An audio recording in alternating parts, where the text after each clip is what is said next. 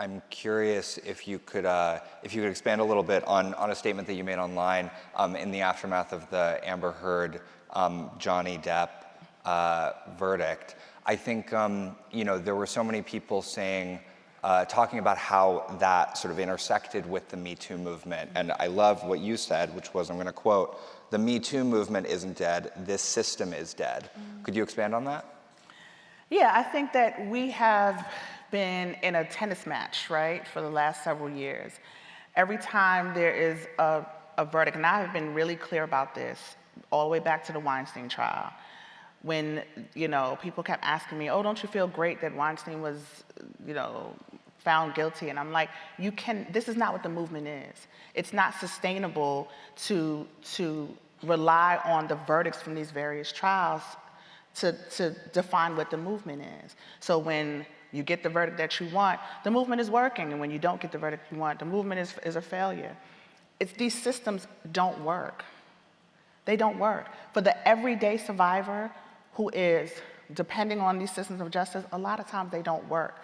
We have been socialized and trained to think about nothing but crime and punishment, law and order, when we should be thinking about harm and harm reduction. Right? So we have to completely reimagine how we have been trained to think about what accountability looks like in this country and what justice looks like in this country. We cannot get real accountability and justice from the current systems that are in place in the United States. It's just not possible.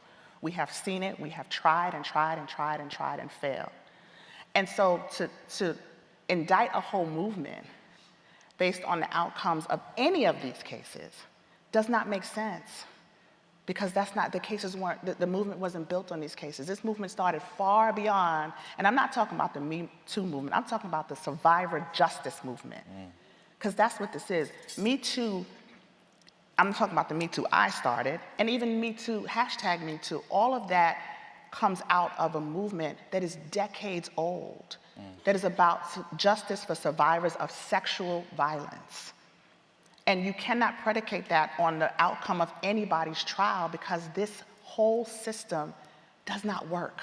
And we have plenty of evidence of that. And that's what I wanted people to refocus on. It is really not sustainable for any survivor, any leader, any ally, anybody who really wants to see progress in this movement to predicate our progress on the outcome of anybody's trial.